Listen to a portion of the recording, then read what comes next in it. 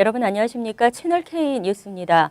정식 후보자 등록을 마친 선거관리위원회가 지난 주말 후보 등록 관련 기자회견을 가졌습니다. 제34대 뉴욕 한인회장 선거는 경선이 확정된 가운데 선관위는 두 후보의 후보자 자격 심사를 실시합니다. 박민기 기자가 보도합니다. 뉴욕 한인회장 선거 정식 후보자 등록이 저번 주 금요일 마감됐습니다.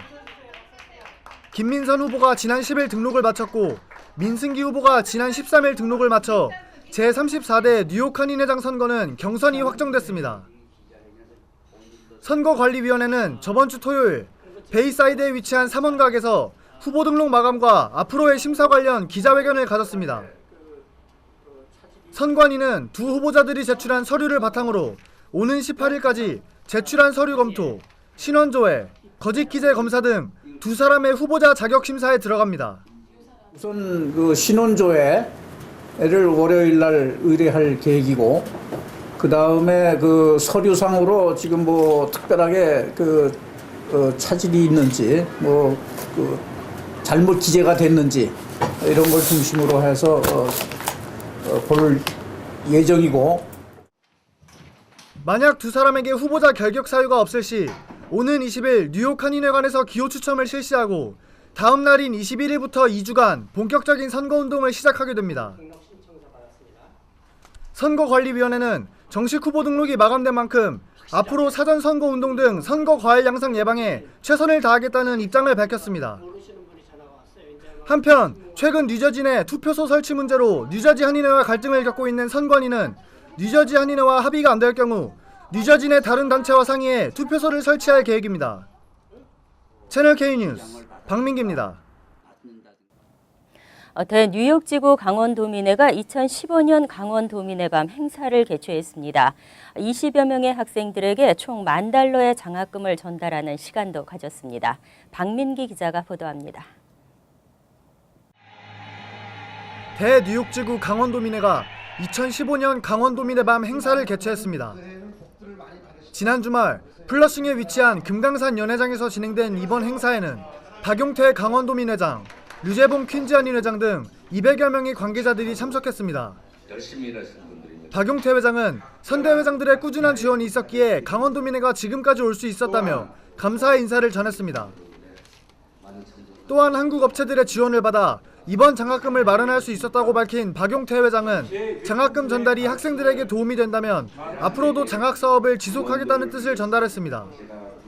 하지만 어떤 일이든지 열심히 하는 집행부가 있기 때문에 앞으로도 이번 일을 하면서 만약에 보람을 느끼셨다면은 이 사업이 지속될 수 있지 않을까 생각합니다. 수여식에 참석한 학생들은 장학금을 전달한 강원도민회에 감사의 뜻을 전했습니다. 학교에서 필요한 주민도 굉장히 많은데 이거 장학금 받게 돼서 그것도 이제 살 수 있게 돼가지고 너무 감사드리고 기쁜 마음으로 받고 있습니다. Very honored to be here to get a scholarship, and I appreciate what this organization is doing to the students. 이날 강원도민회는 집행부 자녀 10명과 지역사회의 추천을 받은 10명 등 총 20명을 선발해 각각 $500씩 총 $10,000의 장학금을 전달했습니다. 채널K 뉴스 박민기입니다. 도와주려다 큰 코 다치는 각박한 세상입니다. 최근 국제 마약 조직원들이 한인 여행객을 이용해 마약을 운반하려다 적발되는 사례가 늘고 있습니다. 뉴욕 총영사관은 한인 여행객과 유학생, 노인 등이 마약 조직원의 꿰매 빠져 마약을 운반하다 체포되는 사례가 빈발하고 있다고 밝혔습니다. 특히 일부 국가는 마약 범죄에 대해 최고 사형에 처하는 등 엄격한 법 집행을 하고 있다고 경고했습니다. 마약 조직이 주로 사용하는 수법은 공항에서 항공기 탑승을 놓쳤다거나 짐이 너무 많다며 마약이 든 가방을 보관하거나 운반해 줄 것을 부탁하고 사례비를 준다며 섬유 샘플이나 광석 등이 들어있다는 가방을 부탁하는 방식입니다. 심지어는 한 번에 큰 돈을 벌 수 있다며 노골적으로 마약 판매나 운반에 직접 가담하도록 유혹하고 있습니다. 특히 유력 인사인 척하면서 통관에 대해 안심시킨 후 가방을 운반하도록 하는 것으로 알려졌습니다. 뉴욕 총영사관은 지인의 부탁으로 낭패를 보는 경우도 많은 만큼 자기 가방이 아닌 것은 절대로 운반해서는 안 된다며 마약이 들어있다는 것을 몰랐다고 해도 처벌받을 가능성이 높기 때문에 단호하게 거절하라고 강조했습니다. 건강보험회사 앤썸 해킹 사건으로 뉴욕주에서만도 수백만에 달하는 피해자가 나오고 있습니다. 앤썸 측은 피해자를 위한 웹사이트를 개설하고 문제 해결에 나섰습니다. 앤썸이 운영하는 보험 프로그램 엠파이어 블루크로스 측은 뉴욕주 가입자 가운데 주 전역에서 최소 450만 명의 개인정보가 유출됐다고 밝혔습니다.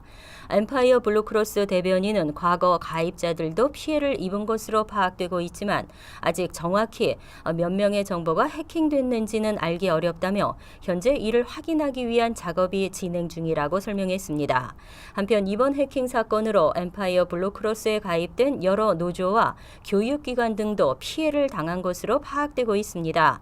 특히 뉴욕 주립대도 이 보험사를 사용하고 있는데 직원 3만 4천여 명분의 정보가 유출된 것으로 파악되고 있습니다. 이에 따라 앤썸은 피해자를 위한 크레딧 관찰 웹사이트를 개설해 가동하고 있습니다. 또 자체적으로 가입자와 직원들에게 개별적으로 통보하며 해당 프로그램 가입 요령 등을 안내하고 있습니다. 하지만 앤썸 측은 온라인이나 전화 사기를 방지하기 위해 우편으로만 연락을 취하고 있다고 당부했습니다. 뉴욕주 오바마케어 신규 가입 기한이 2주 더 연장됐습니다. 단 당초 마감 시한이었던 15일 자정까지 가입을 시작한 주민에 한해서입니다. 뉴욕주 보건국은 2015년도 오바마케어 플랜 신규 가입 최종 마감 시한인 15일 오후 11시 59분까지 주 건강보험 상품 거래소 웹사이트를 통해 가입 절차를 시작한 주민들에 한해 마감 시한을 오는 2월 28일까지 연장하기로 결정했습니다. 주 건보상품 거래소 웹사이트를 방문해 계정 아이디를 생성한 후 가입 절차를 시작한 주민들에 한해서는 마감 시한 이전에 신청서 작성을 끝내지 못했더라도 이번 달 말까지 절차를 완료하면 오바마케어 플랜 가입이 가능합니다. 단 2월 15일 이전에 신청 절차를 끝낸 가입자는 3월 1일부터 2월 28일까지 완료한 가입자는 4월 1일부터 건강보험 혜택을 받을 수 있습니다. 코리아 빌리지가 주인을 찾고 있는데요. 퀸즈 노던 블러바드의 한인 상권을 대표하는 코리아 빌리지가 중국계로 넘어간 후 3년 만에 다시 매물로 나왔습니다. 하지만 마땅한 새 주인이 나타나지 않고 있는 실정입니다. 부동산 업계는 중국계 부동산 투자업체 에모트 프로퍼티사가 코리아 빌리지 빌딩을 경매로 인수한 지 3년 만에 매물로 내놓았다고 밝혔습니다. 코리아 빌리지 빌딩은 지난해 2월 이스턴 컨솔리데이티드사를 통해 3,200만 달러의 부동산 매물 리스트에 올라왔습니다. 하지만 주인을 찾지 못하자 회사 측은 LA를 비롯한 타주에도 매물로 내놓았지만 역시 인수자를 찾지 못했습니다. 이에 에모트 프로퍼티사는 올 들어 매각 주관사인 프리드만 로스 리얼티 서비스사로 교체하고 가격도 200만 달러 낮췄습니다. 현재 매입 의사를 보이고 있는 투자업체 두세 곳이 있는 것으로 전해졌지만 여전히 난항을 보이는 것으로 나타났습니다. 이 때문에 실제 리스팅 가격은 2,600에서 2,700만 달러까지 떨어져 있다는 소문도 나오고 있습니다. 부동산 업계에서는 코리아 빌리지 건은 클로징 조건을 까다롭게 적용하는 등 매매 조건이 좋지 않아 성사가 쉽지 않을 것으로 안다고 설명했습니다. 뉴욕시 공립학교의 학생 처벌 규정이 완화됩니다.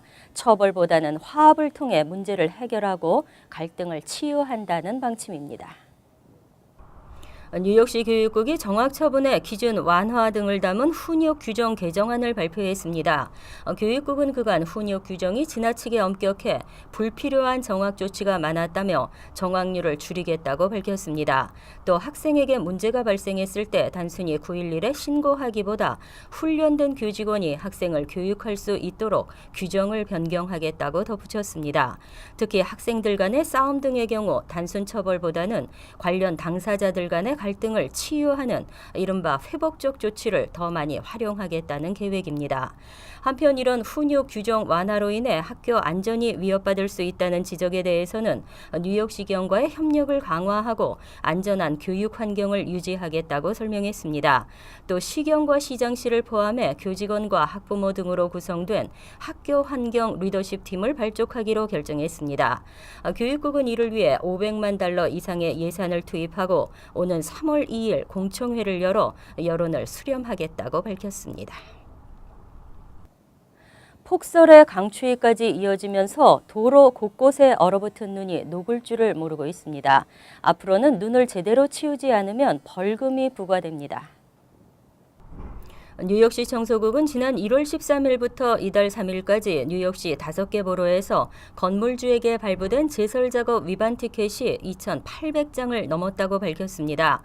청소국은 건물 앞 보도블록에 쌓인 눈을 치우지 않았거나 제대로 치우지 않을 경우 $100의 범칙금 티켓을 발부하고 있습니다. 특히 제설작업 차량이 이미 눈을 치운 도로 위에 눈을 밀어내 쌓아두면 티켓이 발부됩니다. 또 건물주가 차량 통행 방향에 왼쪽 도로변 위로 치운 눈을 쌓아두면 역시 티켓이 발부됩니다.